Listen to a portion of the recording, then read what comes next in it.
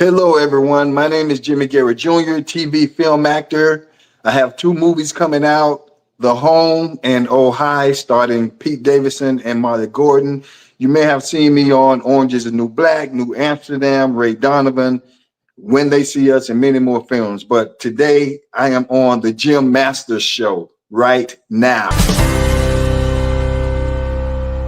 That was fantastic, Jimmy. Thanks for doing the open. You are absolutely a pro, and welcome to the Jim Masters Show. Oh, I am so happy to be here. Thank you for having me on. Hey, the pleasure is all mine. I'm really excited because you have been prolific as far as an actor on television and in film. You've been in so many incredible productions too. Ray Donovan, you were a part of Ray Donovan, which is a really cool one. And you were in, now everybody's going to remember all of these. White House Plumbers is another fantastic one as well. Also on FBI, the series, FBI Most Wanted. You recognize our special guest from there. And of course, the very popular Orange is the New Black. You were C.O. Rickerson, a very popular character on that series as well. And you've been doing this for a long time, my friend. You were in Tracks. You were also on The Blacklist as well, another great series too. These are just some of the incredible things that our guest has been a part of, When They See Us as well. This was another really fantastic one that you were part of. This is very special. This was actually a very special event. We'll talk about this coming up as well. Some more folks you may remember. By Dawn is another terrific one. And you mentioned, of course, working with Pete Davidson as well. Here is The Home, which is coming out, and another one too, Oh Hi, which everybody's been raving about as well. He's a part of all these, gang. Happy, thank you. More, please. I love it. This is really terrific. He's been doing it for a long time and a prolific actor and a great guy. Jimmy, it's so great to have you here. Where are you positioned right now? I am in New York City. I have been here in New York City my whole career. I didn't go to LA or any other place. I've been right here in New York City. Now, is that the hometown? No, I'm originally from Florida. From Florida? What part? I am Okeechobee, country boy. Oh, yeah, sure. So then how long ago did you end up in New York, the Big Apple? I've been in New York over 20 years now. Really? Wow. Yeah. What brought you there? Yeah. Well, what happened was I played football also. Right. Played football in college and got an opportunity to, play for the Seattle Seahawks for a short time. And then after my career ended due to injury, I went back to West Virginia University and enrolled into the BFA program, Bachelor of Fine Arts. So that's where I studied acting. And I came to New York after that. And I've been in New York working as an actor ever since. That is amazing. What was the very first role that you got while in New York? Do you remember? Well, yes, I do. The very first role is so funny because the very first role I was actually in acting school. And I wasn't supposed to audition for it because when you're in acting school, you're not allowed to audition for professional projects. But for some reason, I was like, hey, I want to test my chops. I had already finished playing football. I was much older than the other kids that were in the program. So I went and auditioned for a film called Better Days. And I booked it. And then I had to move to New York. Well, I had to go to New York to actually be in the film. So I talked to my professors and they gave me the okay. I apologized. And I was on my way to New York and I told them I was going to come back, but I just never had the chance to make it back because I've been working. Right. To keeping going, busy too. You mentioned football, which is a passion of yours. Evan Neal, your nephew with the New York Giants, huh? Oh, yeah. Yeah. Wow. Yeah. Might not realize that family connection. Oh, yeah. He's one of about 6 or 7 in my family that played professional football. Really? Wow. Yes. What were the other teams and the others that were involved? We got my cousin Cleveland Gary, played at University of Miami. He was drafted first round to the LA Rams. My brother-in-law at the time, Jimmy Jones, played for University of Miami. He also went to the Dallas Cowboys, got a Super Bowl.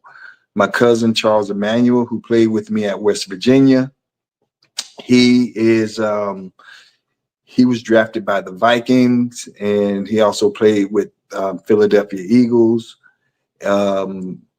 Evan, and also Frankie Neal, who my sister's husband, brother, he also played for the Green Bay Packers.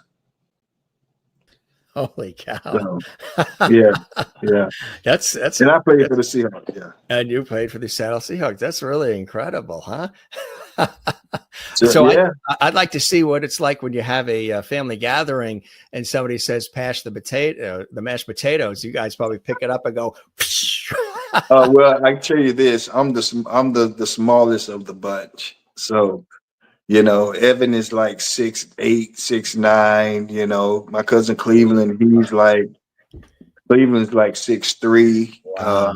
We have a big family, and I have nephews that should be in the NFL right now. They should be, but due to given circumstances in their lives, they chose different careers, different life paths, but they should be in the NFL. They were that good and big. I'm talking about every bit of 6'3", 6'4", playing receiver, quarterback, offensive center. So these guys were athletes.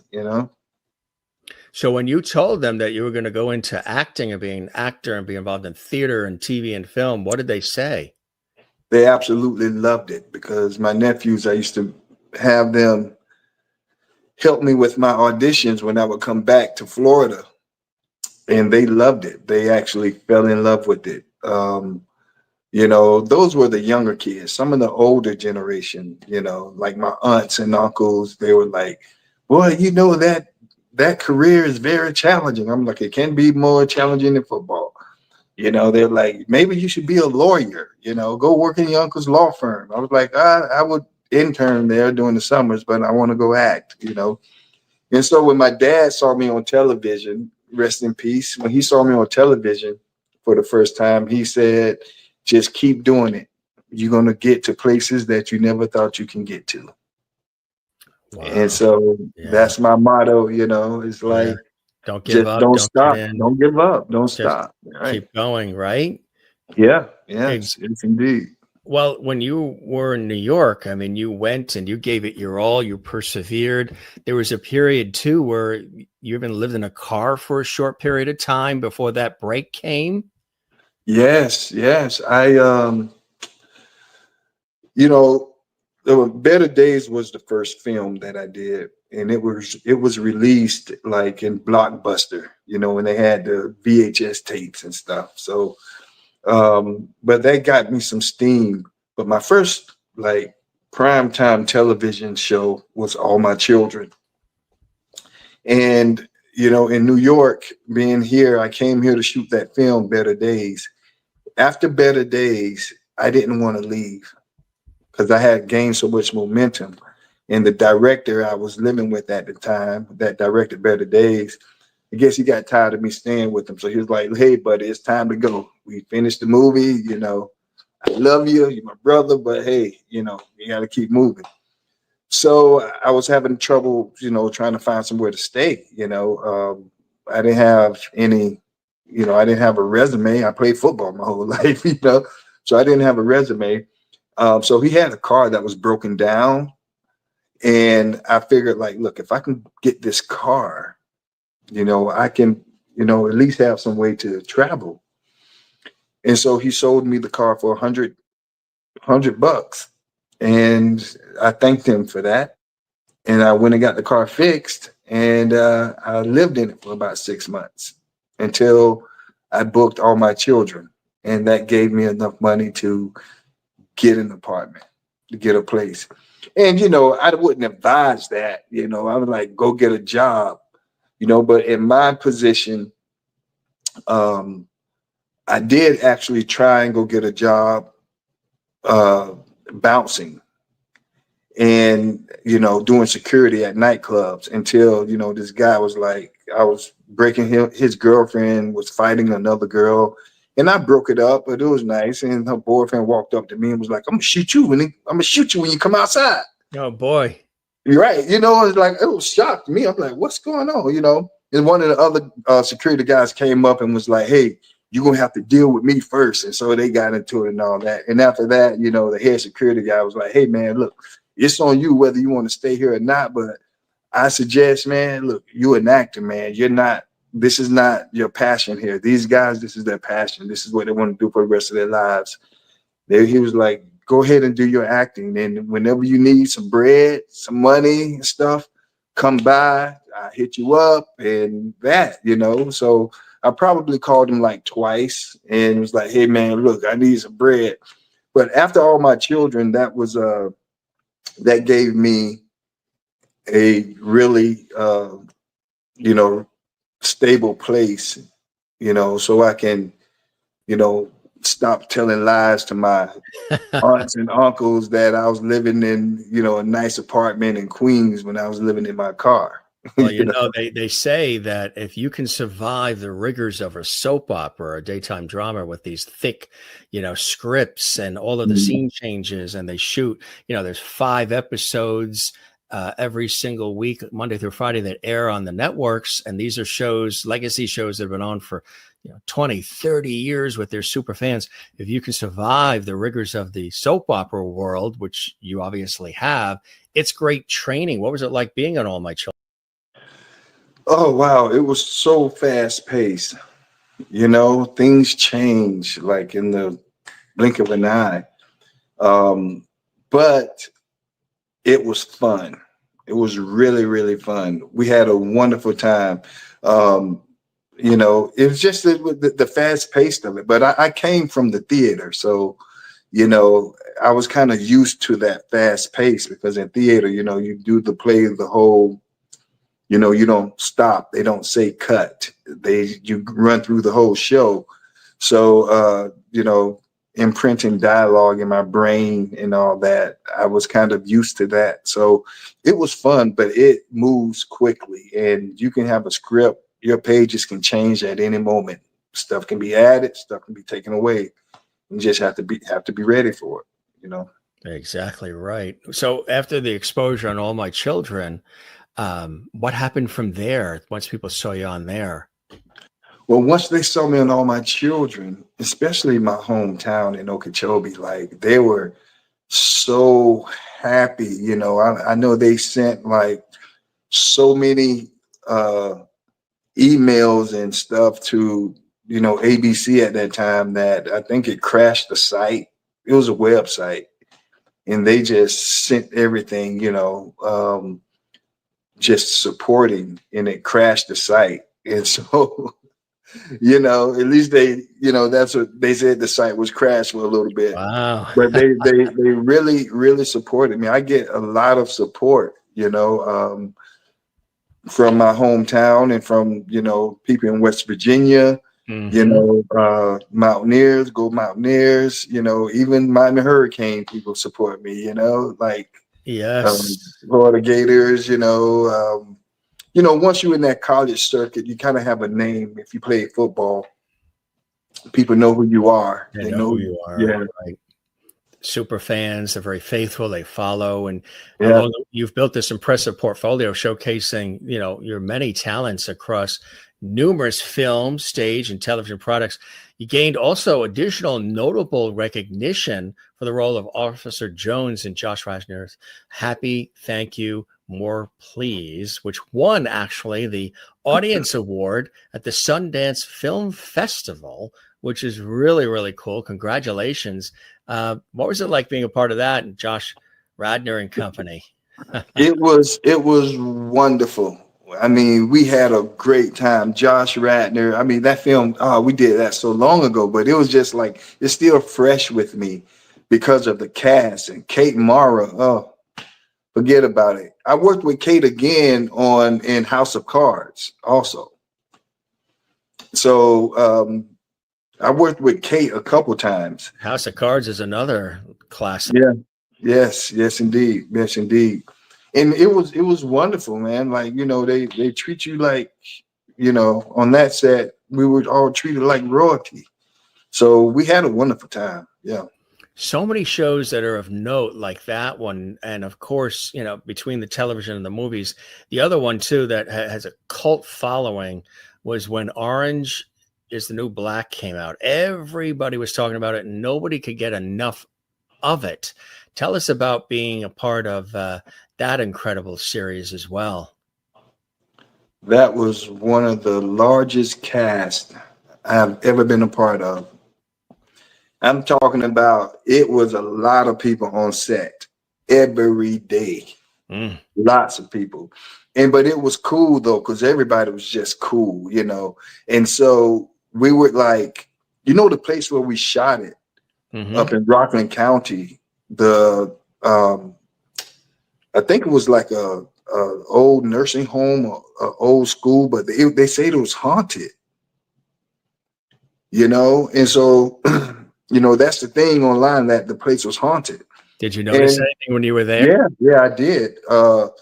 One of my co-stars, his name is Brad. Rest in peace, Brad. He was one of the CEOs. Brad passed away some years ago, but one day we didn't have trailers, so we had to stay in the rooms. It's like an old children's hospital, I think. So we stayed in the rooms, right? As far as our dressing rooms. So we were in the hospital rooms and in the facilities, which we usually are outside in trailers. And so it was Brad and I, and Brad played football also. So, we already had that connection. And Brad was like, okay, I'm going to go to my room, man. We're going to, prepare, wait until they call us. So I lay in my bed. He goes in his room. I shut the door. Someone knocked on my door. And I'm like, Brad, what you want? No one said anything. They knocked again. I'm like, Brad, what's up? No one said anything. So I went to open the door and no one was there, And then I knocked on Brad's door and Brad was knocked out. He was asleep. And, you can tell if somebody was out playing around. No, Right. he was really sleeping, like he was knocked out, That's my only thing. After that, I was like, Brad, man, somebody knocked on my door, And it wasn't like someone could knock on it and hide, somewhere. If you knock on the door, you had like a freaking long hallway that you had to try to run down and try to hide before the person actually opens the door. So, I heard a little knocking on my door, and that was my time to say, okay, it's time to go back to the trailers outside, Exactly. And with a double lock. Yes, indeed. Yes, Exactly. indeed. Ray Donovan being a part of that too. It was like being a part of that, Jimmy. Oh my God, Ray Donovan. I absolutely love Leave because he was just like, the guy's an amazing actor, and on set, it was like, I'm like, well, shoot, we're here. Let's do it, And so we was going back and forth and stuff, doing the takes, but it was like nice. It was real. And he was like, hey man, let's go and sit in the trailer and let's just work over it. Let's work over it. So we went and did that and came back out and did it again. And it was just awesome. He's such an actor. You got some actors that they don't really talk to other castmates that much. They just come in, do their work and leave. But Leave, he's like, he loves to communicate with the other actors and he's all about the work, He's all about the work. And that's the beauty of being on the set with actors who are all about the work. Such a wonderful feeling. Yeah, too. And of course, everybody knows the Blacklist had an opportunity to be on that as well. Another cool one. Oh yeah. The Blacklist was, you know, it's like these series. There's so many series. You know, as an actor, you can't really sit and binge watch all of them. You know, so you know when you're working, because I did a lot of these shows like back to back, but the Blacklist was a show that I actually sat down and I watched as much as I could because I wanted to actually see like what was going on with the characters and everything that was going on. And so I kind of got locked into it, you know. It's one of those series that you start out watching it, next thing you know, you binge watching. You know, it's 3 a.m, you still watching it. So that was really you were prepping, which was good. You're doing research, seeing what it's about and what's the interplay between the characters and everything, which is great. yeah, but it was so good that the prep, I forgot about the prep, and I was just into the story. You're into the series. Yeah, into the series. That's what like, happens. No, right? don't do it. Don't do it. You know. And there's so many great things you've been a part of. And of course, you're working with Pete Davidson, SNL fame, and so much more. What's it like working with Pete Davidson? It was cool. It was real cool. Pete was funny. Like you know, he's just a funny guy. You know, Yeah. it was during that time he was going through, you know, I think he was with Kim Kardashian at that time or something. I don't know, him and Kanye, some stuff was happening, whatever. So Pete had like some of the biggest bodyguards with him on set at the time. And you know, like Pete, man, this is Jimmy, man. You know, we cool. We don't need no bodyguard. I love you, brother. Da da da. You know, but he was wonderful, wonderful talent, man. Just so cool and down to earth. I'm so happy for his career and how it took off. And you know, he's a funny guy. He's a funny guy. And James DeMonaco, oh wow. I mean, he don't even know it, but it was like low key dream to work with him because I've seen all the Purge series. You know, I've seen, even though I don't really do horror films like that, but The Purge, I had to see that because it was the talk of, everybody was talking about it. You know, so I'm just ecstatic to be a part of a project that he directed, and to add on to it, to be a part of a project that Pete Davidson is in, and I'm working with Pete Davidson in the film. So what's the film about? Tell the viewers. Well, it's about a young man who goes into this nursing home and it's not what he expected to be. That's all I can say about it. You got to go watch it. Yeah, that's it. Where can they see it? Well, it opens in movie theaters Cool. July 25th. Just to hear you Friday. say movie theaters, you know, that's so cool that, you know, get the popcorn, go and enjoy it, get into the theater. You know, we've pulled away from the theater experience so much, everything just at home, but to get out and go to that communal experience of a movie theater, so cool, huh? I absolutely love the theater, man. Me too. You know, and back in Okeechobee, back home, we had a drive-through theater. So you park your car, you know, you go in and the concession stand is there. You get your food, or some people just drive in, you sit in your car, you put the speaker on the window, you get out, you go to the concession stand, get your food, come back and sit back and just watch a movie. You got your speakers on the side. Yeah. You know, we had that one, and we had another one where, you know, it's inside. Mm-hmm. But you know what's crazy? They're both gone now. Yeah, streaming's taking over. It's what it is. And during the pandemic, streaming just doubled even more.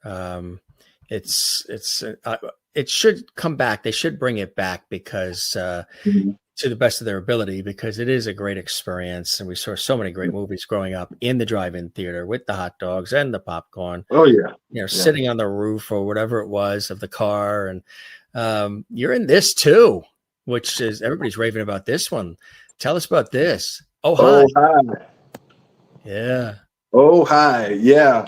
That was just a gift from God, you know? Yeah. It was a gift from God. I was just sitting at home and got a email from my agent. It was like, the movie's being shot called Oh Hi. They want to check your availability. I'm like, oh, thank you. Yes, I'm available. I don't care when it is right now. I'm available. I would love to do a romantic comedy, to be a part of a romantic comedy. That's my first one ever being a part of. So that was wonderful. We filmed upstate, few nights. I think probably 3 days up there upstate, then locations changed.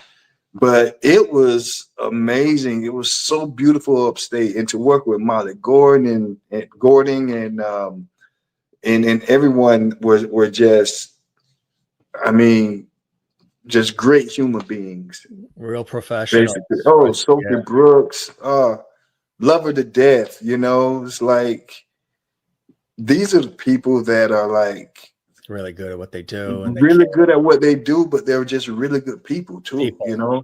And so you understand why like a person's career is moving at a pace. And then when you meet them, you say, oh, I see why everybody loves you. You're such a good person. Exactly. And so, yeah. And so that's, Well, I've heard through the grapevine, they say that about you too, Jimmy. hey, Well, hey, you can't, I'm partial, but you can't go wrong with a name like Jimmy.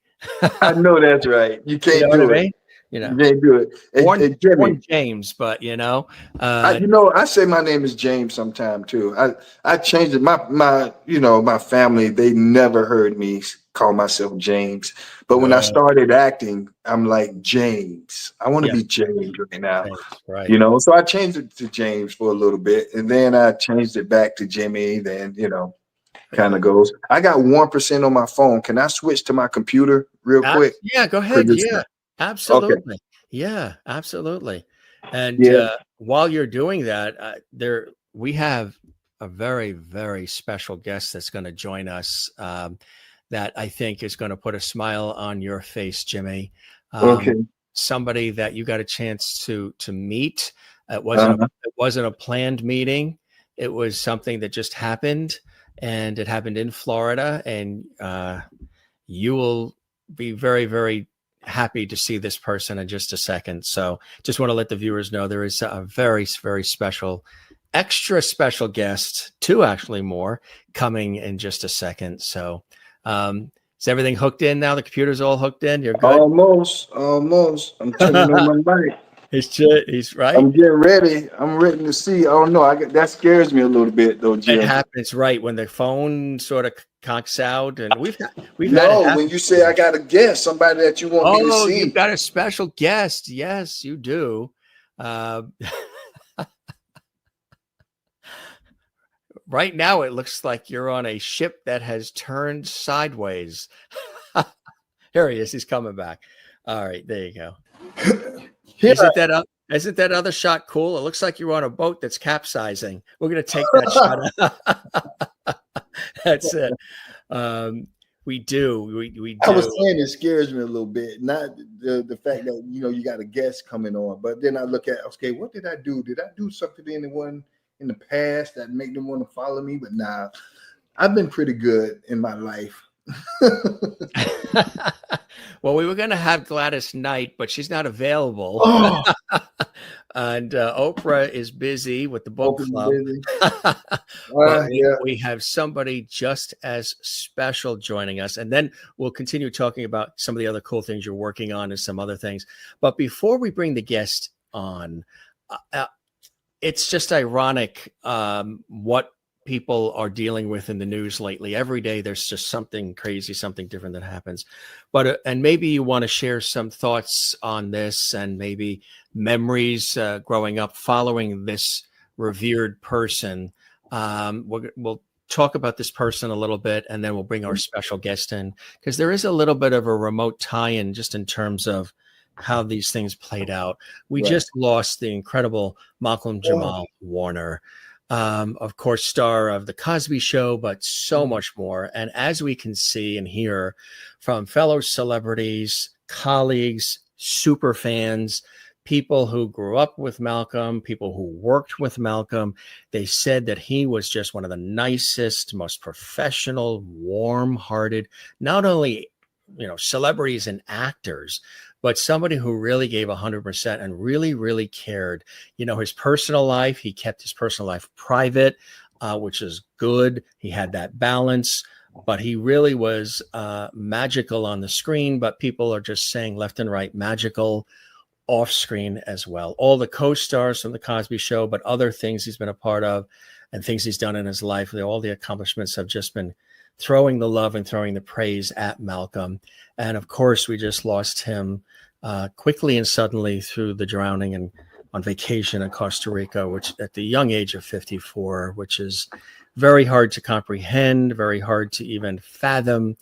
For you, a Malcolm Jamal Warner, and knowing of his work and seeing him do what he did, which was groundbreaking on so many roles and so many levels, and people really gravitated to him in such a connected way.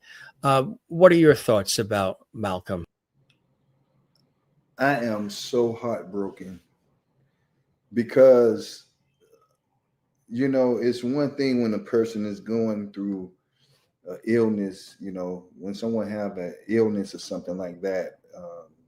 But for something that tragic to happen, my heart is just so open right now for his family and, everyone who loved him so much. I know I met him a few times, but I have mutual friends that are really good friends with him, were really good friends. And I'm just, I'm speechless. It's like, I don't, sometimes, when things like this happens, to people that you really care about and you adored, you want to get angry or mad at someone, at somebody or something. But in this case, it's like, you know, he accidental drowning, that hurts, man. That really hurts, you know.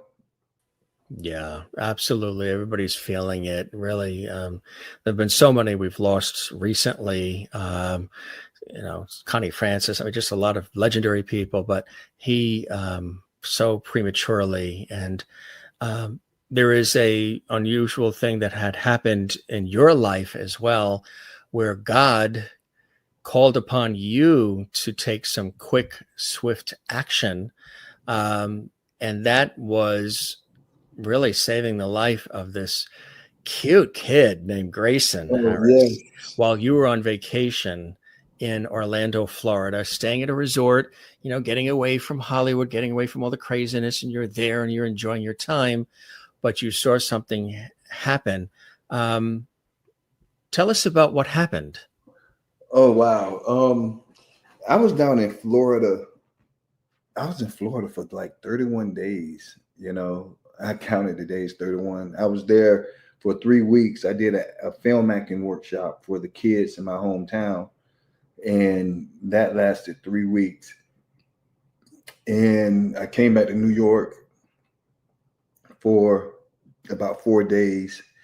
And then my nephew, Evan Neal, has a football camp. We try to keep everybody busy during the summers with the film acting camps. Evan doing his football camp. And then we have a 5K run that we do. But I went back for Evan's football camp. And after the camp, the whole family was exhausted. So Evan was like, hey, look, let's just go to Orlando to this resort and let's, just hang out and, recuperate before we have to go back up, to New York and New Jersey. And so, the family, everyone is out. My daughter was down with us, Mariella, who was running me back and forth from the big slide to the man-made beach. And so I was on the rope swing with Mariella, and my nephew came over there, and I was like, well, I want to go get in the man-made beach. I'm too big to be swinging from this rope. I tried it once. It's not working. So I went back over to the man-made beach, and my nephew was watching my daughter. And my family, we were all in the water. It was a lot of us too. Had to be about, probably about 25 of us. We all went there. And we're in the water messing around and playing around and all that. And I looked at the corner of my eye and I saw this little kid, and he was like struggling with the water. And I wasn't right on him. I was probably about, oh God, probably about 15 yards, 20 yards away when I first saw him. But I was inching my way over to him because I didn't know if he was swimming or what he was doing, swimming or drowning. I don't know which one it was. So I'm like, let me just check. And as I'm going closer and closer and closer, I see a lady on the side and she was waving at me.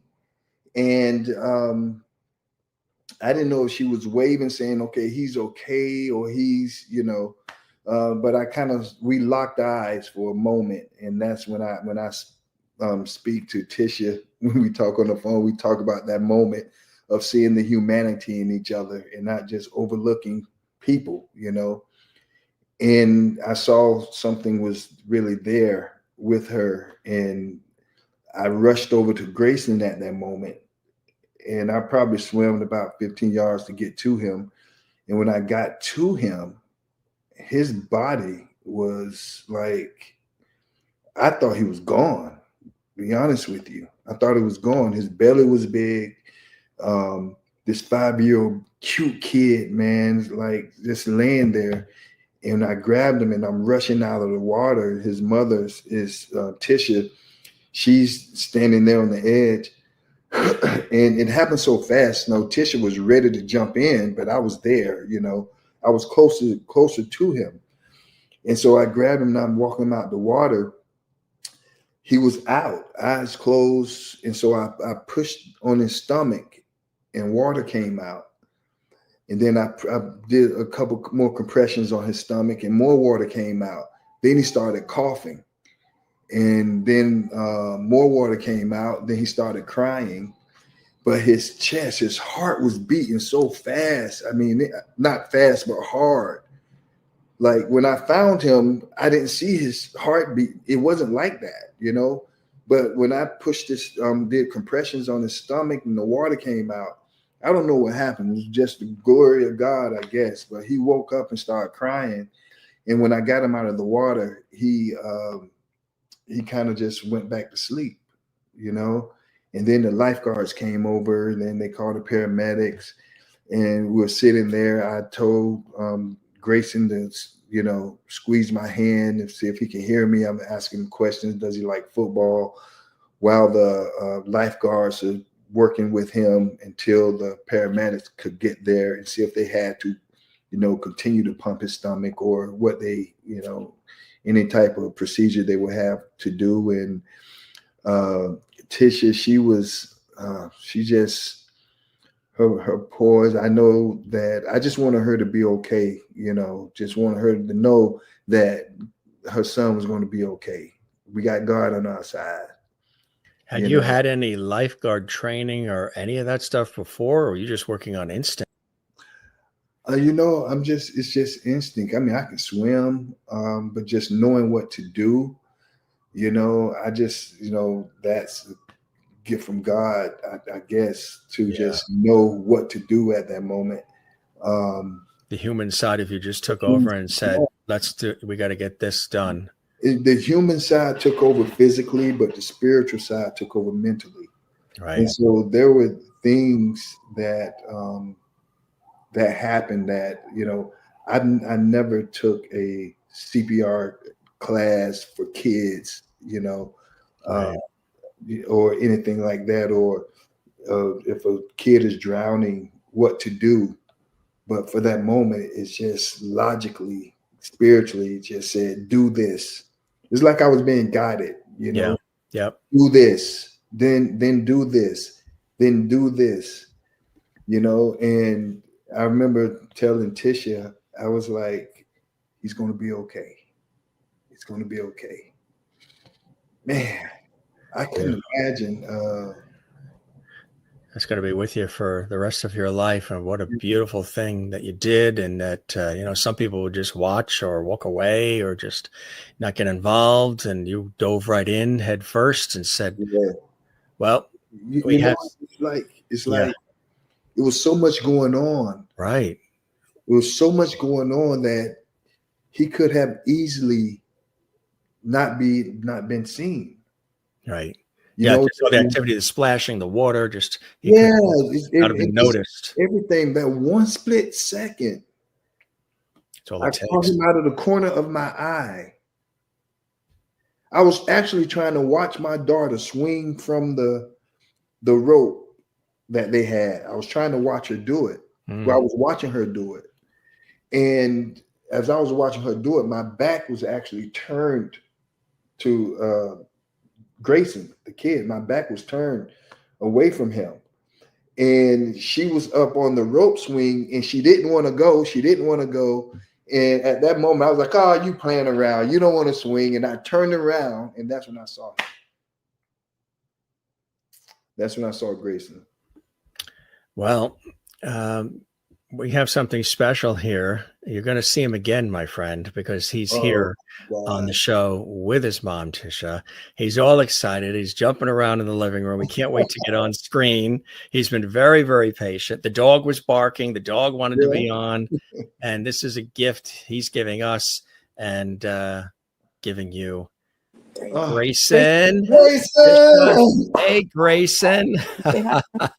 Everybody, this is the Grayson that Jimmy's talking about, who he saved in that very busy pool at the resort in Orlando.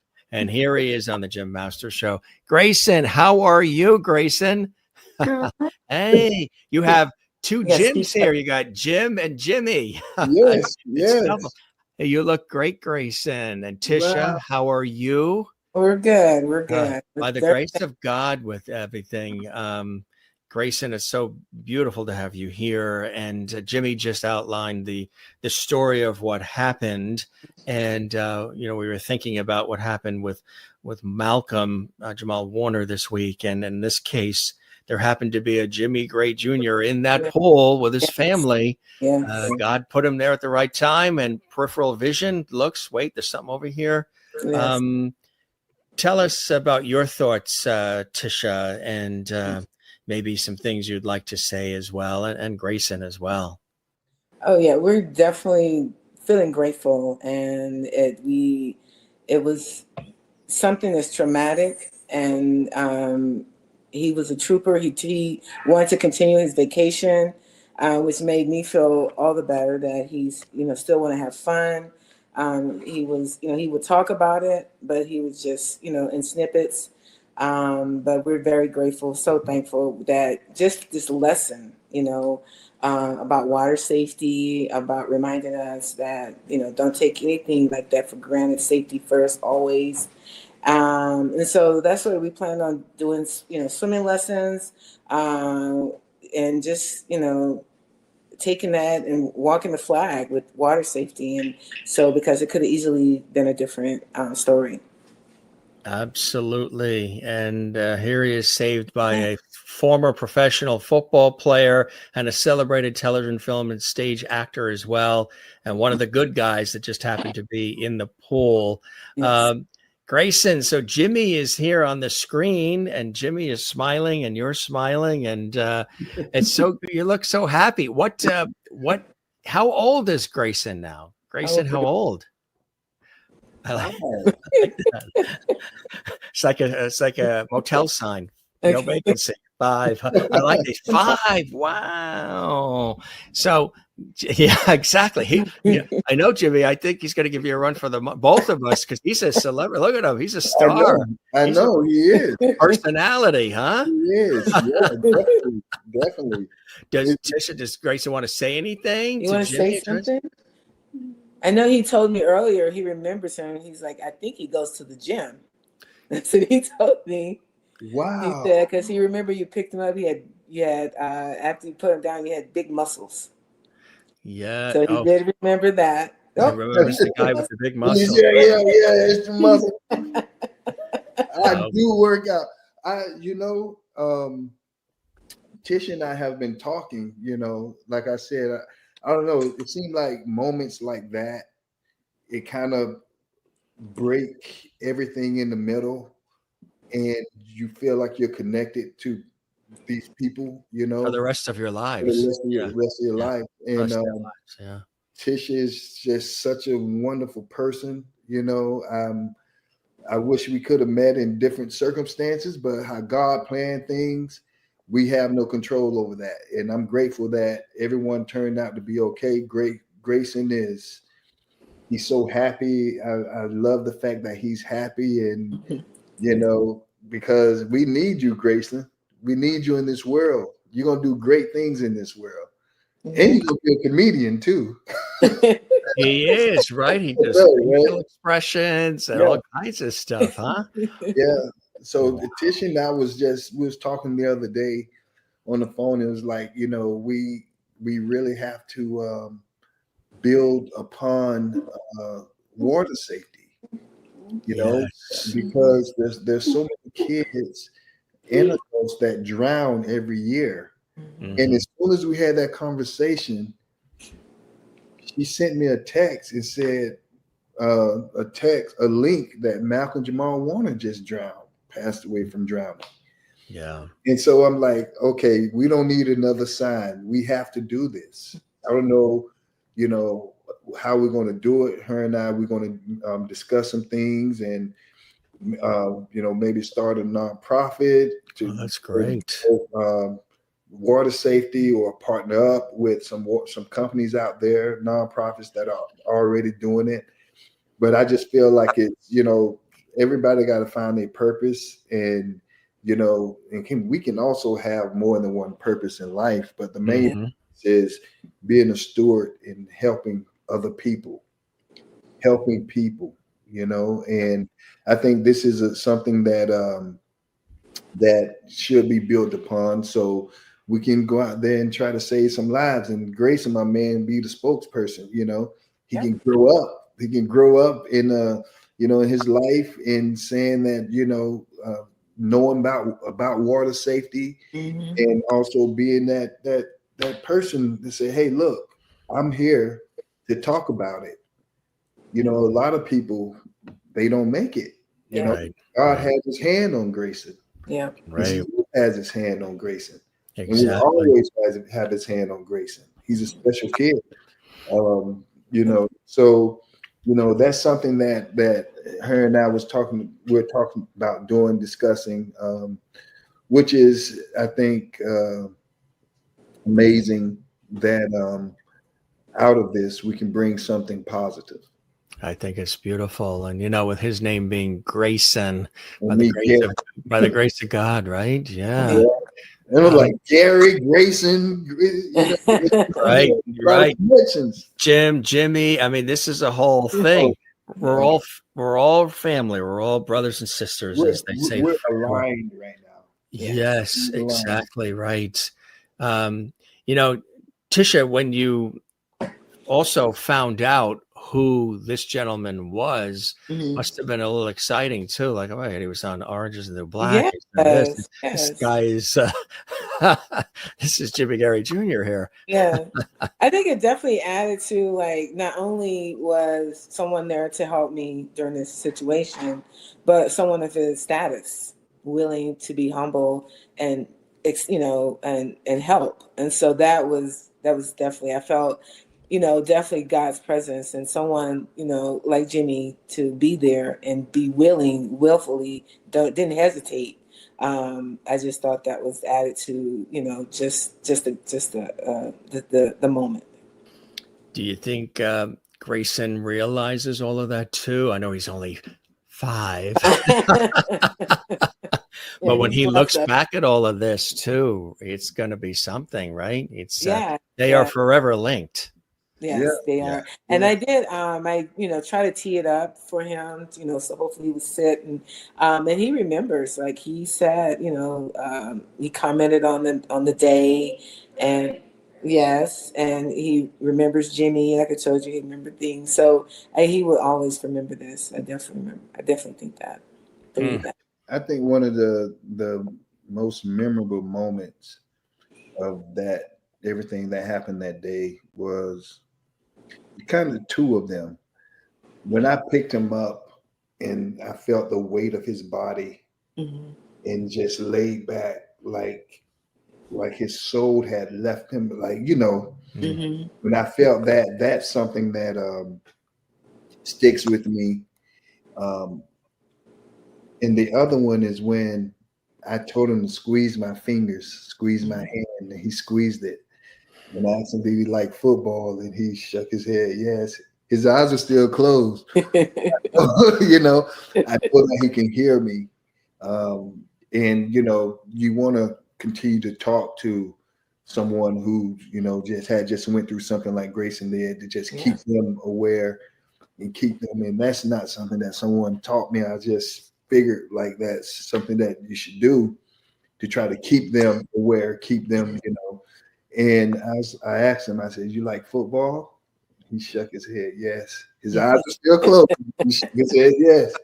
And that's when I was like, I told my nephew, Evan Neal, who's a wonderful guy, and he was there too. He was actually in the pool, and he was like, man, he was like, man, you're a hero, Uncle. Like, you know, I'm just a person that was at the right place at the right time, and people can call me whatever they want to call me, as long as it's positive. Yeah, right.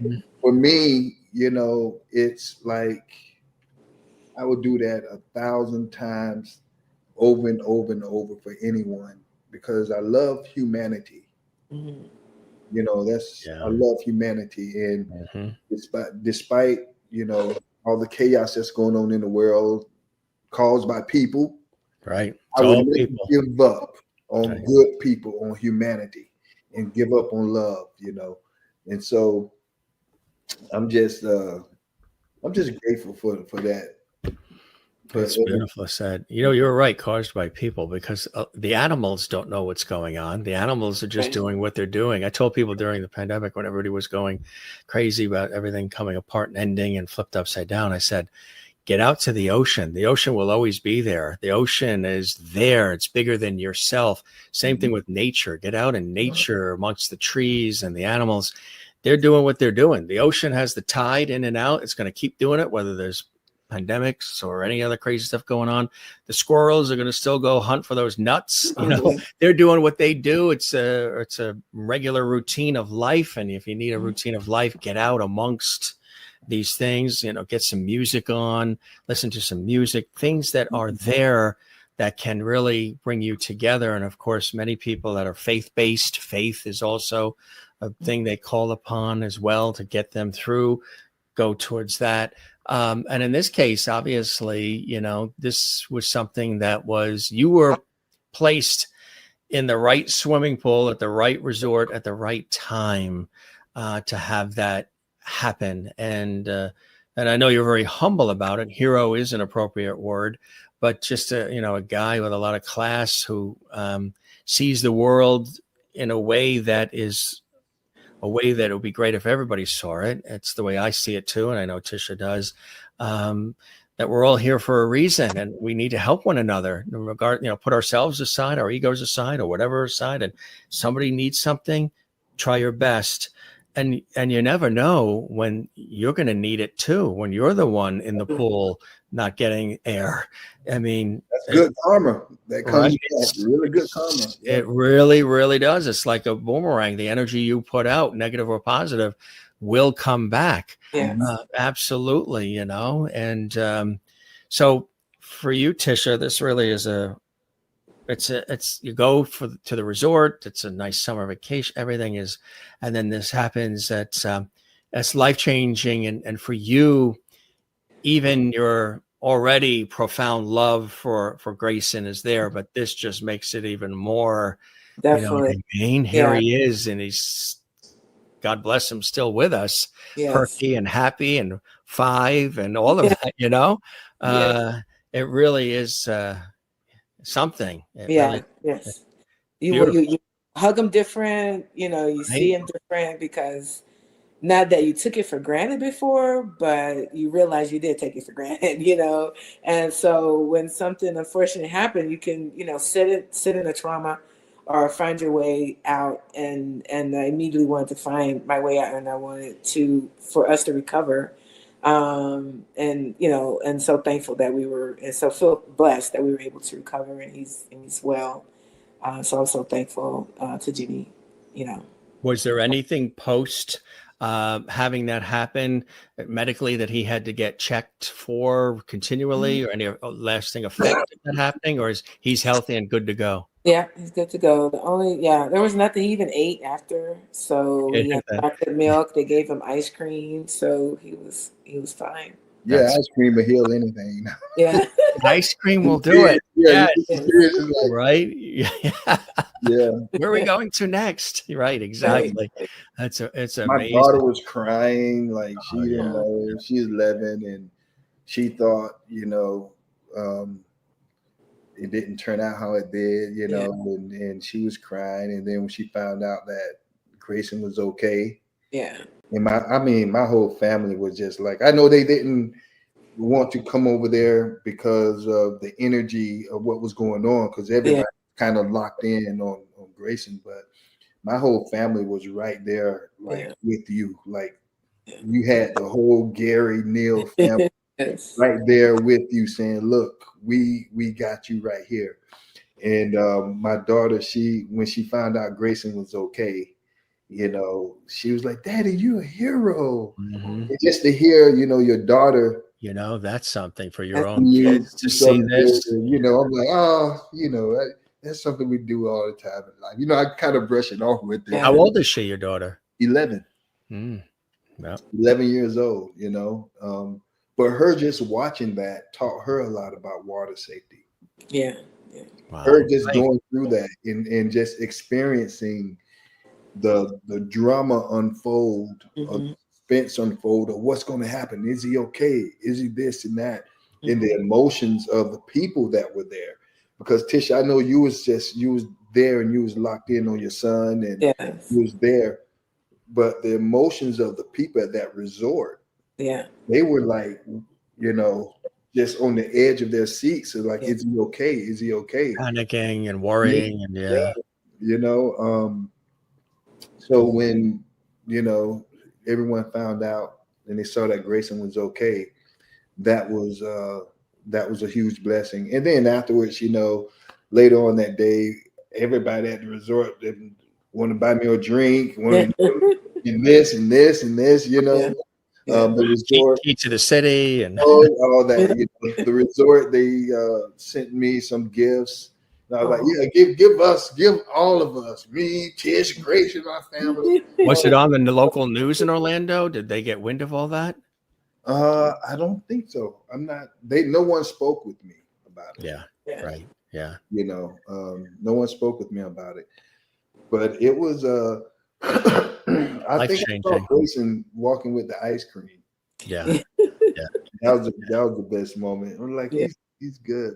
But my daughter, it really woke something up in her, because like Grayson, kids think they're invincible, and they don't have the education to even learn or realize the respect that you have to have for nature. Right. You know, love nature, but respect it. A swimming pool is a swimming pool. An ocean is an ocean. Right. Yeah. Educate yourself on it. And so my daughter, she's you know, she won't touch water now that she's got her life vest on, and she's got everything hooked up and ready to go and protected. Yeah. So you're collaborating on some ideas to get the word out. Even being here as guests on the Jim Master Show is a wonderful way to get the word out and share the story, which I think is a beautiful thing you're doing, and with Grayson. But it's something that you want to take further and collaborate on to get the word out further, huh? Yes, indeed. I think Tish and I spoke, and I think like it's, you know, when God gives you grace, you know, you take that grace and, you know, you have to go out and do something with that. You know, it's like God has give us grace. We have to go out and spread that grace, you know, amongst people, because even if it's one person, in the next 2 years that we help, that's one life. That's Yeah. one person. Yeah. Exactly. That's how I see it. Grayson is one person, Mhm. and it's worth the world to save him. Absolutely. It's worth everything. And so we're gonna, sit down and talk and come up with some ideas. And Jim, we may be coming back on your show again at some point. And, we putting the word out. Once we organize everything and get some stuff written down and Is that Grayson saying yes? Yeah. see where we want to go. Grayson's going to be in the print ads we do. It's going to be Grayson's there, all that stuff, because sometimes kids can go through something like that and they just shut down. Mm-hmm. Yeah, right. The fear of it all, the shock of it all. Right. And I'm just happy that he's happy. Absolutely. He will remember it, but he will remember it. He will see it archived right here on the Jim Master Show series too. Right. And I don't doubt that the the household of Tisha and Grayson are probably binge watching everything Jimmy Gary Jr. they can find now. Yes. I hope so, because I need some more fans now. Well, you got their household and all their relatives on board. Yeah, I just think, like, doing the film acting camp back home in my hometown, which is great, teaching kids how to act and build their acting career. Right. And audition and all that, just all the good stuff that comes with the arts. Grayson has such a wonderful personality. You know what I'm saying? Like, his personality, just seeing him and how he is. Like, if he gets started now in some acting classes, he may be on another level by the time he's even, a childhood star even. Mm-hmm. If that's something he wants, right. But I can tell he's got the personality for it. He does, absolutely. Yeah. And he's not shy at all. He is 5. And you have the Jimmy Gary Jr. film acting workshop too, and you were filming the Project X's in the country at that time, right? Yes, indeed. Yeah. Like I say, in my hometown, they come together for,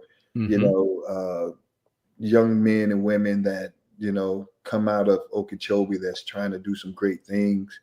And I've been blessed to go out in this world and film a lot of film and TV shows. And I have a lot of knowledge that I bring back home. And I think that's what we're supposed to do, Right. Exactly. And yeah.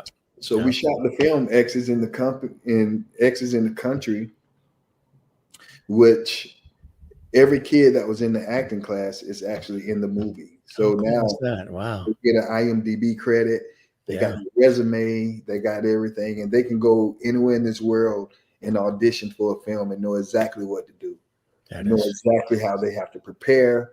Absolutely. Everything, and I just recently spoke with one of the kids, and she was like, we finished our script. So they all got together and wrote a film script. Wow. You're talking about inspiring, Yeah. And that workshop inspired them to the point that they went out and they got together and they wrote a script. But we had some heavy hitters down there in that camp now. Yeah. We had LaShawn, she was on American Idol. Oh, yeah, sure. Season 23, she sang the song Woman. She had the big hair, like wonderful artist, she came down, because she also, a lot of people don't know this, but she also has an acting degree. She went to American Academy of Dramatic Arts. And so, she came down and she worked the film camp with us. I had another young lady named Dawn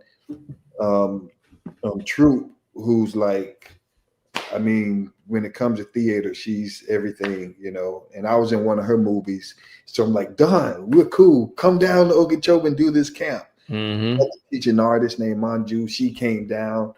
and we had a blast. And we actually filmed a movie about a New York actor coming back home to do a film workshop in his hometown. And he finds out that two of the teaching artists are his ex-girlfriends. Wow. And he was dating them both at the same time. So they didn't know about it. And so they all got, everything pops off there. What's the title of that? Double Jeopardy? Oh, I like that. I like that. It's called X's in the Country. That's right. X's in the Country. X's in the Country. And the idea popped up because I'm like, I'm going home. I want to do something. I want to give these kids something more than just teaching them how to act. I want to give them an experience. Exactly. So, the majority of the scenes took place in the Airbnb, and a lot of it had took place at the freshman campus, which the school just opened their doors up for us. And Children's Service Council, they gave us money to do the camp. My mother nonprofit organization, Mary Talbot Community Initiatives, hosted the event in her memory. So it was just wonderful. We really did everything that we needed to do in order to give these kids an experience. They got an experience. That is so beautiful. That's so beautiful. Tisha, does Grayson want to pop in to say bye-bye. Final words before we wrap, and then we're going to chat just a little bit more with Jimmy about his career and upcoming things. Hey, there he is.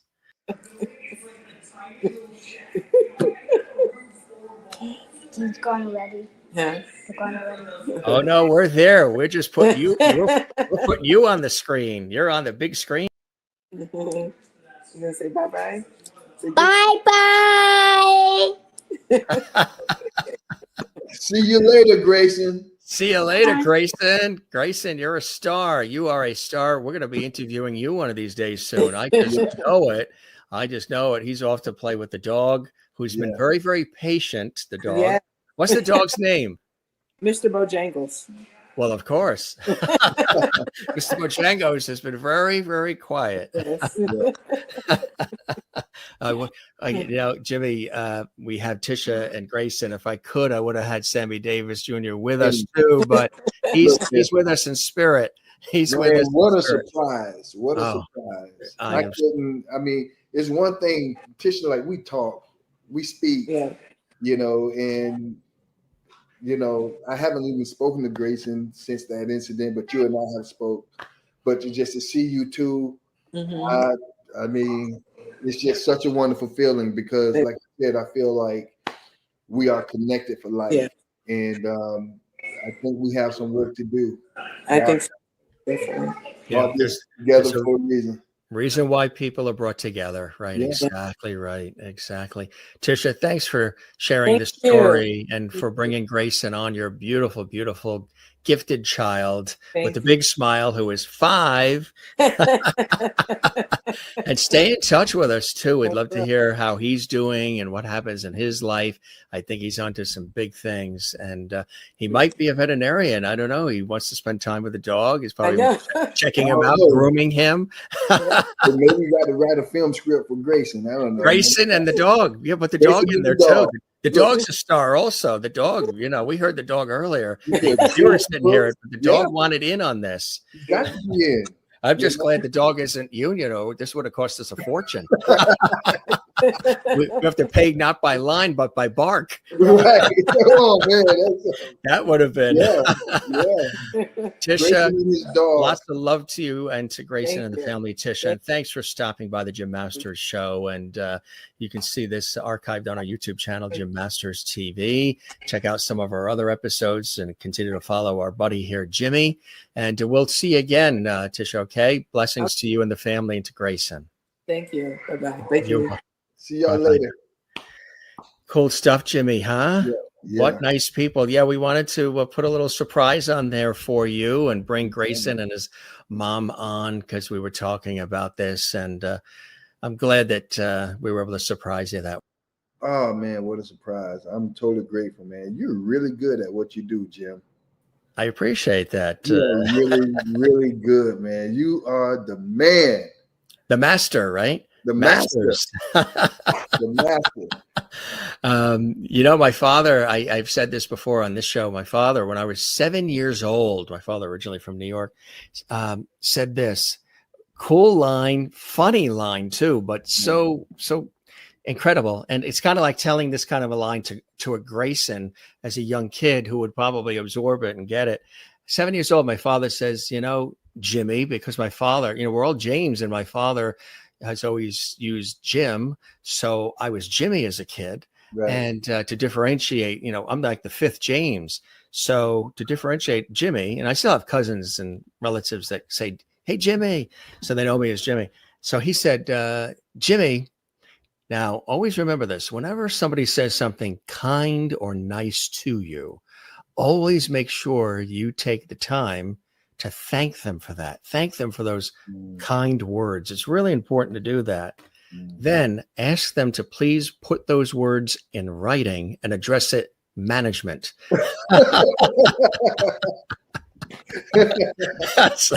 I'm gonna use that one. Isn't that so true, right? Yes, 7 years is. old, he tells me that. I said, thank them for the nice words, but always be sure to ask them, can you put those words in writing, put it in an envelope and address it management? Whoever management is, just make sure management sees that. Exactly.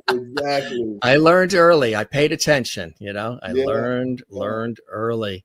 Again, in so many incredible things too. You were in this as well. Yeah. Ice-T was in that.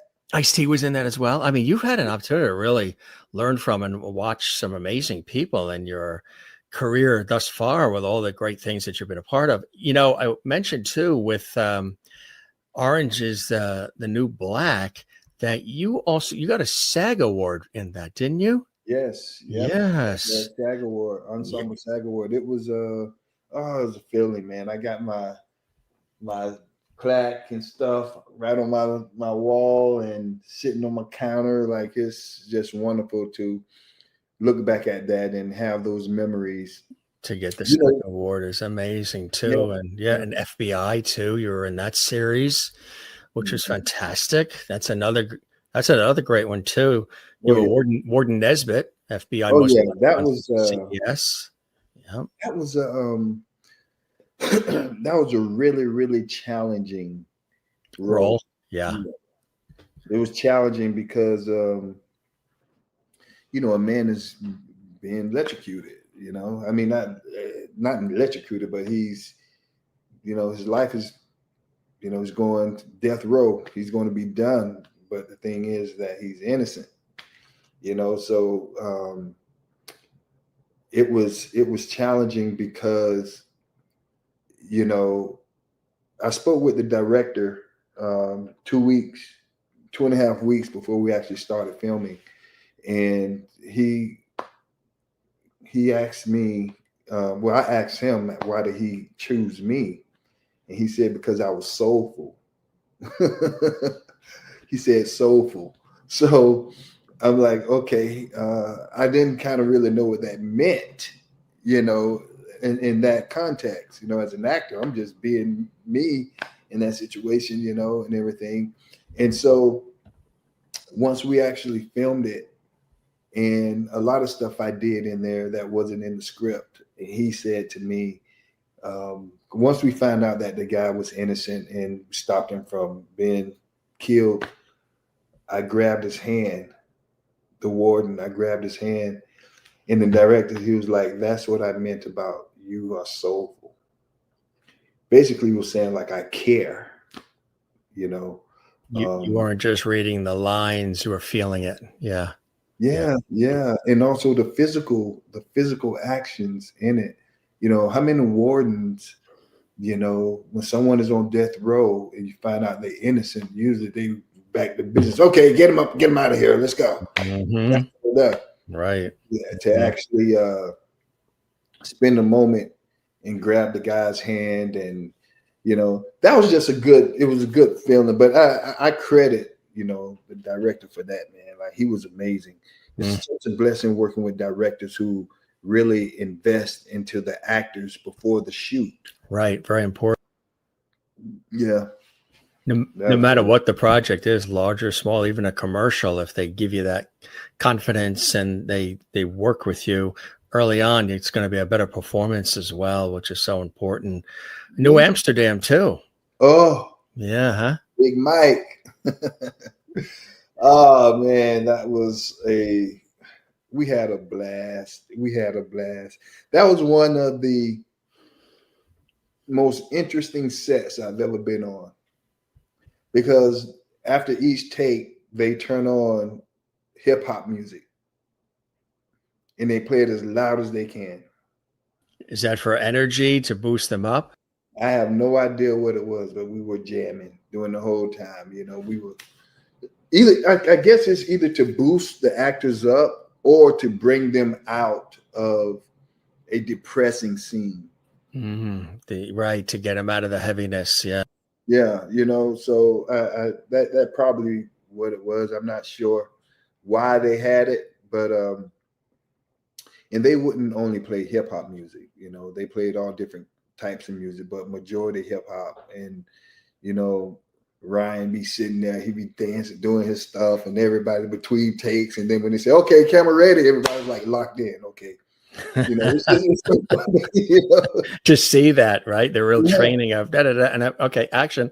Exactly. Yeah, it's exactly. That's really cool. You were involved in this too, which was something quite special, huh? Tell us about this. Mount Pisgah Baptist Church, Ma'afa. This was the most challenging performance as an actor in my entire life. The work I had to put in to play this character. This was the story of Nat Turner. The Ma'afa. It was the story of Nat Turner. And my father was a minister, so I'm familiar with the Bible.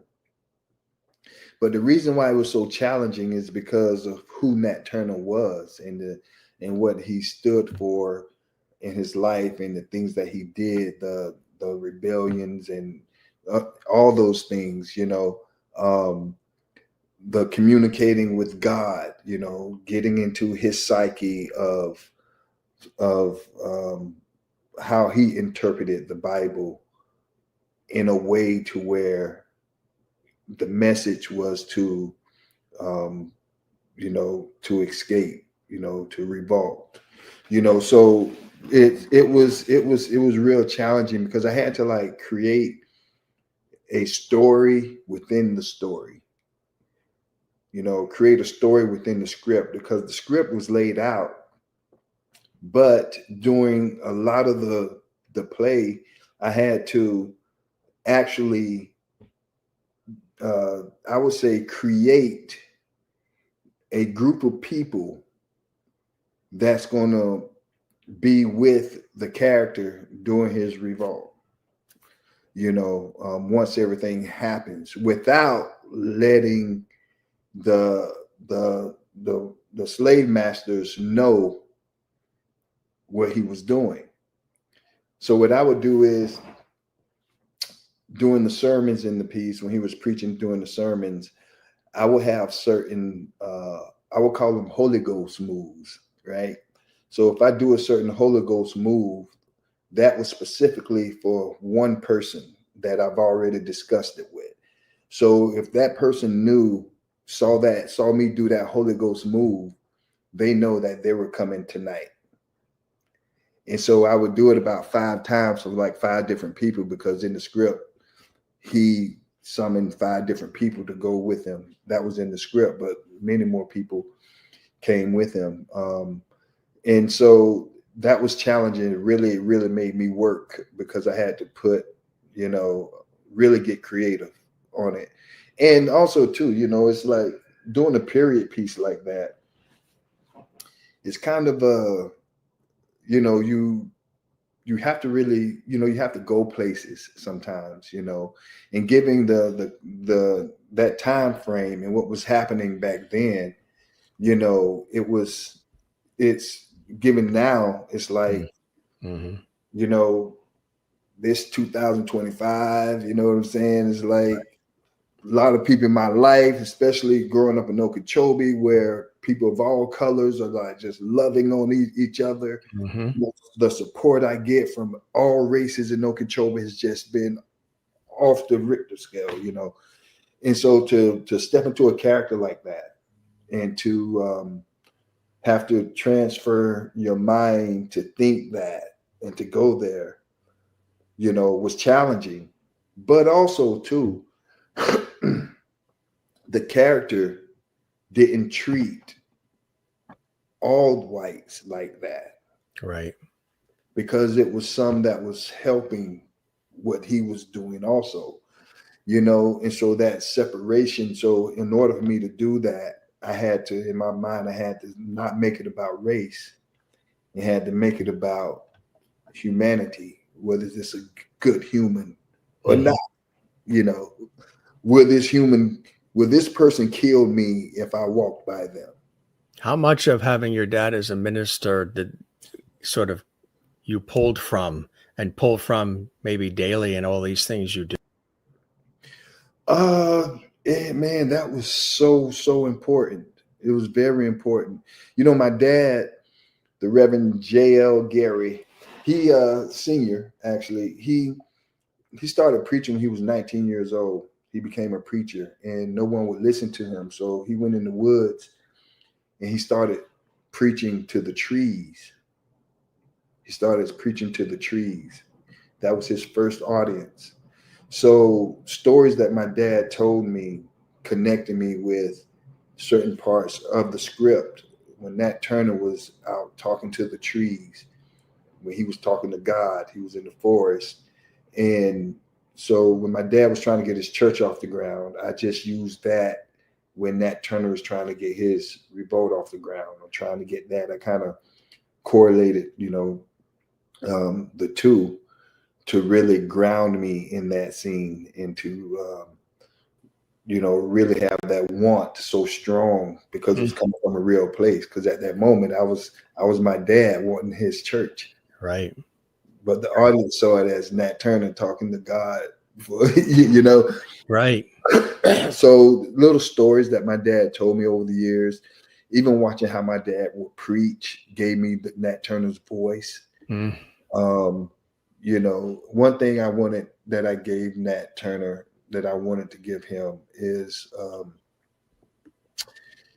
like a conscience. I wanted to give him something that, you know, he wasn't this man that was just crazy and going out killing people or things like that, you know, even though that's what they did. He felt like, I think he just like, he turned it around because at that time, you know, the Bible was being used to actually, the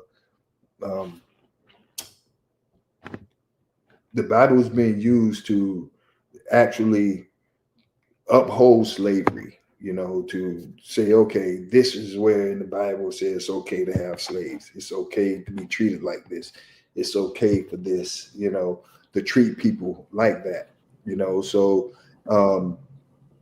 what he did was a mastermind, man. Nat Turner was a mastermind with the Bible, with the book, because what he had to do, he had to undo the training of the slaves with the new message through the Bible, which was different than what they were being taught. So, you know, his new teaching of the scriptures and saying what they really meant, you know, and that's how he got a lot of people on his side. You know, he got a lot of slaves that wanted, you know, to hear him preach. And you know, a lot of the slave masters, they sitting back like, okay, yeah, you know, look at that boy over there preaching, you know, yeah, look at him. They're happy over there. So they just let them stay happy, you know, because everybody would be hooping and hollering and jumping around and thanking God and everything. And they're like, they happy, but they didn't know Nat Turner was over there planning. He was re-educating and planning Right. their freedom, you know. Exactly. And so, that's why that was the most challenging one, because it actually made me have to not just use from the present time, but I had to tap all the way back to, the stories that my dad told me. I had to really dissect my life and take parts of my life out that I felt Nat Turner wouldn't have wanted in his life or didn't have in his life. My daughter, the 11-year-old that I was just talking about, Mariella, she was actually in the play. She played my daughter. Oh, wow. And she, man, there was this scene where they had the slave ship. And my daughter was one of the kids on the slave ship. Mm. And the set was beautiful. And the boats was rocking. The boat on stage was going back and forth. And the actors were dancers and actors. So their body moved like the ocean. And I mean, the noises, the sounds, and everything that was made, these people being tortured, on that boat, shackles, you hear the chains, you hear all that stuff. I'm telling you, man, it was an experience, that I would always remember, that experience. And my daughter, I'm on stage, I'm in the woods on stage by myself, right? And I'm talking to God. I'm like this. I have a picture on I think my Facebook page or something, Instagram page, with my hands like this, and I'm talking to God. It's on Instagram. I'm talking to God, and I'm so emotional and everything, And as I'm doing that, this little girl, at the time, she had to be about 4 years old. In the middle of my solo scene where I'm talking to God, where everybody wanted to see this scene, because in rehearsals it was just so emotional, and they were like, oh my God, it was so emotional. They had to actually pray for me, because they were like, no, we don't want no bad spirits to get into you because you're so open. I'm like, no, this is the work. Let me do the work, So this scene, I'm up here on stage, and this girl walks from backstage, and she sits right in front of me on the stage. And I saw her the whole time. She sat right there, crossed her legs, and she's sitting there just watching me. The audience thought it was so cool until we was like, that wasn't in the script. She just did that. Mm. Because they thought it was like, the way they saw it was like, wow, her dad is going through a moment and she's watching it. Is she there for real? Mm-hmm. Or that's the next generation? Right. Taking on where he's going, that's how they saw it. Exactly. Yeah. Yeah. But That's incredible. She did that, man. She still remembers that too. She knocked it out of the park. Something else you were in that's, when they see us, that was something special too. Oh man, Ava DuVernay. One of the most beautiful spirits is walking this earth. I am so grateful for her being in this world, because we need people like her. Funny story, man. I'm living in the Bronx. Some film productions are coming in the Bronx every now and then. So I'm in the Bronx. I do a lot of work in the Bronx. So anytime film or anything comes in the Bronx, they gonna come to my house. So one of the residents in the Bronx was like, hey, Jimmy, man, I got this flyer. This guy gave me this flyer. He's looking for some film locations. They're shooting a movie. I'm like, okay, well, he was like, yeah, I'm going to bring them to you because I know you do the film stuff. I'm like, all right, cool. So I get it, look at it and stuff, like, oh, okay. So at the time,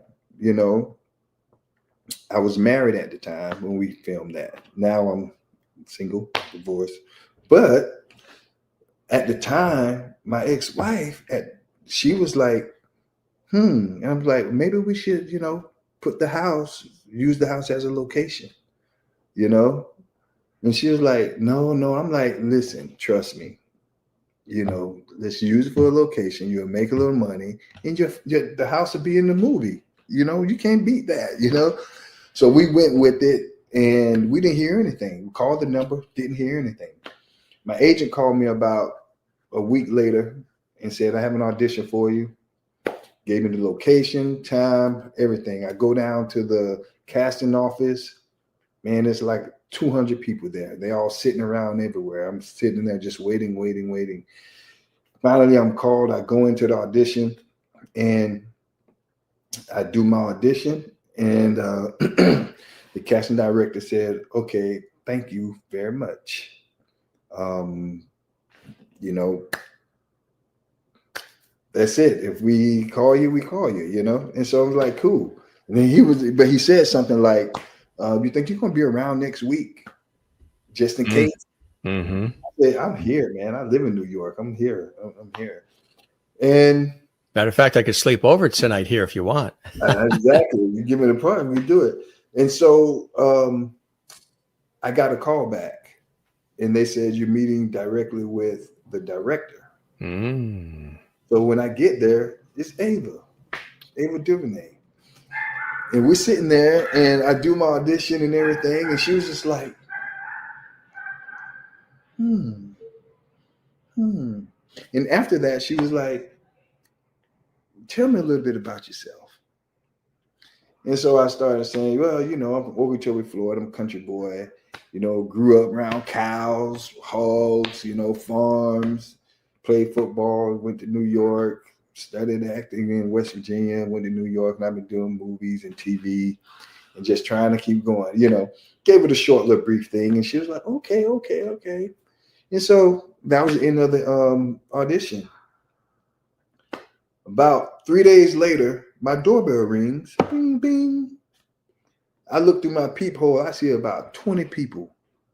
I'm like, what all these people going? I didn't know whether to run or do what. I didn't know, you know. So I opened the door and Ava DuVernay is standing at my door with her whole crew and everybody. And this is what's funny, right? When I opened the door, she saw me. We both were like, we saw a ghost. Mm-hmm. Because she was like, I just saw you. Right. She was like, did your agent call you and tell you got the part? I said, no, not yet. She was like, well, you got the part. And I was like, oh, thank you so much, Ava. Thank you. You know, we went through all that. And she was like, okay, so and I'm thinking they're here to tell me they got the part, you know, and they were like, we're here because this house, this address was on the list as a possible location. And then I'm like, oh yeah, you know, I called and put the house on the list. Come on in, bring the crew in. And she was like, oh my God, I can't believe this. And then Barry Welsh, who's one of the producers, which that's my buddy right now, you know. Barry, we Instagram all the time, and but Barry actually tells the story. He tells it a lot better than me. Or did Ava tell it? Because Ava was like, Barry, let me tell it. It was just funny how it all rolled out. But they told the story after the film, you know, came out, and you know, it's still out there on Netflix. That story, you know, they were interviewing the actors and everything.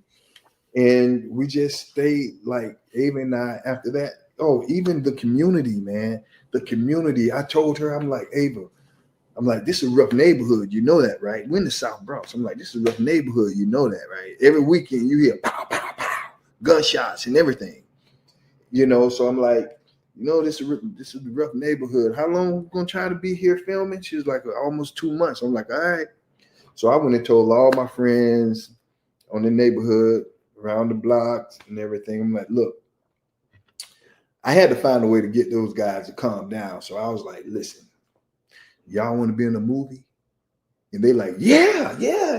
I'm like, give me 10 minutes. So I went back over to Ava and I'm like, Ava, listen, we got to put these guys in this movie as backgrounds. We got to use everybody from the community so we can all keep the peace around here. You know, we got to do it. What a great idea. She didn't hesitate, not once. She was like, picked up the phone. She's like, I'm sending Jimmy over there, and he's going to talk to you about, he's going to pick some people out to be as background.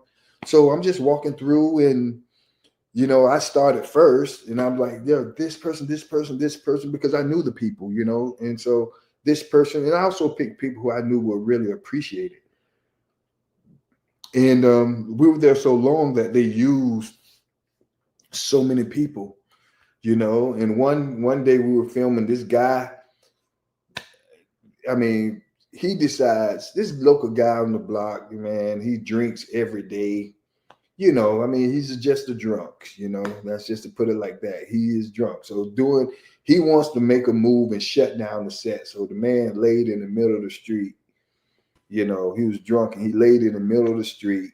I was in my house, you know, just hanging out, and they came, knocked on the door, and they're like, Jimmy, can you get the guy out the street, you know? And he's in the street playing like something is wrong with him, you know what I'm saying? So, you know, he want people to panic. And I walked over there and I nudged him, and he opened his eye up like this, looked at me, and I was like, man, what are you doing, man? You know, we're trying to shoot a movie. He jumps up, all right, Jimmy, man, I'm sorry, man. And I knew he was drunk, like he was lit up. So I had told somebody from craft services, he said, bring him a plate. He'll be fine. Plate of food, let him eat. He gonna go, you know, sleep it off or whatever. But that experience was wonderful. And to this day, they still talk about it. You know, when I go in the area, they're like, this is my dude right here. This is the guy. Put me in a movie, man. We were in the movie. You know, and that's something that's documented for life. Absolutely. I give it to Ava, man, because she didn't hesitate. She was even out talking to the people, like taking pictures, and it's like, I mean, she's just so human. She was. You know? Yeah. You've had these amazing experiences in this career in television, film, stage, and like you say, things documented for life, including the time saving the life of young Graysyn Harris. I mean, what are some of those blessings and joys in your life and that continue to keep you keeping on? And look at this cool shot we found. What would Jimmy now say to Jimmy then? Wow. I would say to Jimmy back then, say, man, keep your heart pure and never stop loving life and people. It's the best way to be, you know. It's the best way. You almost look a little bit like Grayson there a little bit, huh? No, I wish I had my hair. You see that? You see, there's a little bit of a resemblance there a little bit. No, man. That's something. Handsome little guy right there. That was a handsome guy. Yeah, he's sporting the sport coat and the collar out. Absolutely. Oh man, look at that. Those are 747 airplane wings collars. Right. That's exactly right. Cool stuff. Yeah. You're one of the good guys, Jimmy, and it was a real pleasure having you here on the Jim Masters Show and getting a chance to learn a little bit more about you and celebrating all the incredible shows, television, film, stage you've been a part of, much more coming up, new things that are out too, and then sharing that very heartwarming and inspiring story, saving the life of young 5-year-old Grayson in the swimming pool at the resort in Orlando, and all these great stories. And I hope you enjoyed the time with me as much as I have with you, and you'll come back and see us again soon, Mike. Jim, anytime, man. I will always be available for you anytime. And I had a wonderful time, and that surprise is something that will stick with me for a lifetime. When someone asks me in future interviews on other stations or networks or podcasts, and they ask me, have you ever been surprised on a show? I'm going to say yes. So your story is going to be a part of my journey from now on. If anyone asks me, was I ever surprised on the show? That was the best surprise that I could ask for. Pleasure is all mine, my friend. Absolutely. And I say to all the guests, we're going to keep the porch light on for them. So the porch light is on for you. And you're welcome back anytime. Spread the word about the Jim Master Show Celebrity Talk Show series. Everybody is welcome. If you know other folks you think might want to pop on. And if people want to learn more about you, is there a website, socials, IMDb? What's the best place to check out everything, Jimmy? Yes. I need everybody to blow up my Instagram, Jimmy Gary Jr. Follow me. You'll find out stuff that's happening. You know, you get a more in-depth, you know, look into my life, my friends, people that I'm with. On Facebook, it's Jimmy Gary Jr. On TikTok, Jimmy Gary Jr. So it's Jimmy Gary Jr. across the board. Perfect. With respect to the late Jimmy Gary Sr., I got to carry that Junior. Some people are like, man, just be Jimmy Gary. I'm like, I am, but I'm Jimmy Gary Jr. Mm-hmm. Right, exactly. I'm Junior as well, so I understand. Yeah, so I understand. Well, you got more juniors. You got your brothers are probably third, fourth, and fifth. We're all family, right? We're all. I say to people, you can call me James, Jim, or Jimmy. Just don't call me late for supper. I like that one. That's it. You're and your dad's with us in spirit for sure.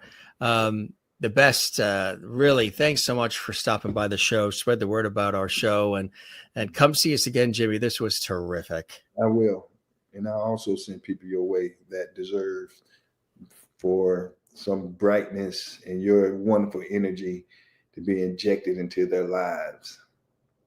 Have you ever thought of preaching, doing ministerial work, motivational speaking? A lot of these things that have happened to you in your life have that tinge to it. I do motivational speaking. You know, I think as far as preaching, I think my gift is awareness, being there to help people, inspire people, to motivate people, to help people. You know, so I feel like that's my gift, and I think that you know, me being free and not behind a pulpit 24/7 preaching, I can get more done because, you know, just being at the right place at the right time. And I mean, I didn't bring it up, Jim, but I saved someone else's life before. So this is like the second time in my life that I actually saved someone's life. Really? Yeah. So I'm just like, thank you, Lord. Just thank you, Lord, for putting me in the right place at the right time to help this person.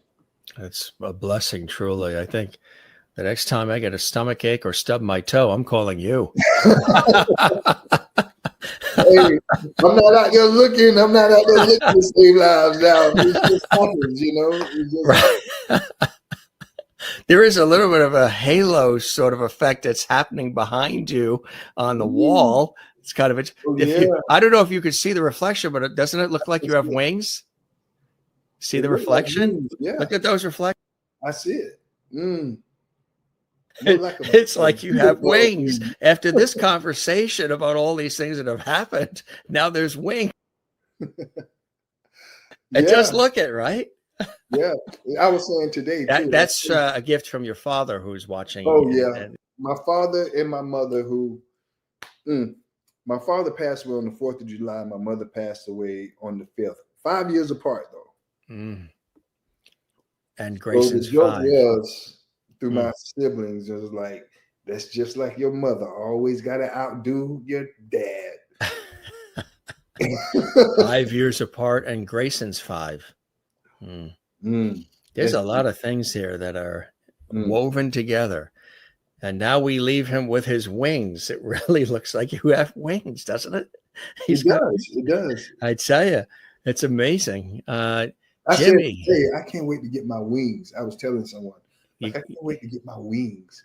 And I just got them. You got them on the Jim Master Show. On the Jim Master Show. That's what it's about. That's what we do here. No copay and no extra charge. No subscription either. No subscription needed. Jimmy Gary Jr., you're the best. Thanks for all the time, your wit and wisdom. Come see us again, and continued blessings to you and yours. Real treat to have you on our show and to learn more about you. And congratulations on everything thus far. All right. Thank you so much, Joe. All right. You be well, my friend. You too, brother. All right. Take care. All Bye-bye right. now. Bye-bye. What an inspiring guy and an inspiring story, folks, huh? He's a celebrated television, film, and stage actor extraordinaire, and also has that fantastic teaching opportunity too, which I think is really cool, with his workshop, the theater and teaching workshops that he does. Really amazing. We're talking Jimmy Gary Jr. You'll see him, and you have seen him on your television screens and in films for quite a long time. And all these great shows and specials and all the great series. And from FBI to Orange is the New Black to Tracks to so many, White House Plumbers, and on and on and on. And recently starring with Pete Davidson, of course, from SNL and so much more. And that is in The Home, which you can see. And also recently, too, as we talked about, another great one, Oh Hi, look for that. And we also took a moment to remember Malcolm Jamal Warner. And he shared his thoughts about this iconic actor and this terrific guy. Again, everybody's still pouring out their hearts in shock about Malcolm. And it was a pleasure to take a moment to remember not only this star, but this real gentle person, Malcolm. So we send our love to the Warner family, of course, and to you. This is your host, Jim Masters, thanking you for your time this time. Till next time, come see us again. Thanks for all the great comments. Don't forget, leave a comment below if you enjoyed this episode and you want to interact with us. Drop a comment below. We love hearing from you. What are some of the great shows that you've seen our very special guest in? And don't forget also to give this episode a thumbs up, like. On the YouTube channel, there's a thumbs up icon. Click that. Share this episode. The link is on our YouTube channel. Share the link on your social media. Subscribe to our YouTube channel, which is Jim Masters TV. And also leave that comment for us as well. We love having you here. We've had so many incredible guests as we've celebrated recently the 5th anniversary. Guests from television, film, stage, music, and everywhere else who have shared their wonderful thoughts with us about our series. Here's Susie Lanier Bramlett, who starred in the classic 70s horror flick, The Hills Have Eyes. Hi there. I'm Susan Lanier, best known for starring in Wes Craven's the original The Hills Have Eyes, as well as other comedy TV shows and music. And I just wanted to say congratulations to Jim Masters. 5 years of the Jim Masters Show, 1,300 episodes is quite the accomplishment. I am so happy for you. I had so much fun doing your show. And thank you for inviting me to do it. And I really want you to ask me again. I look forward to doing the next one. Again, Jim, congratulations. Pleasure is all mine. You can see the rest of those on the 5th anniversary episode that we did, which was a blast. Jim Masters here, thanking you for your time. Again, come see us again. Don't forget to love one another, take care of one another, and don't forget to do the very same for yourself. It's really important to do that. If you enjoyed this episode, again, let us know. Like, comment, subscribe. It really, really means the world to us. And come see us again here on JMS, the Jim Masters Show. We love you all. Be well, everybody. Take care. Love one another, be good to one another, and do the very same again for yourself. Be well. See you on the next episode. We'll be right here waiting for you. The porch light is on for you too. Cheers.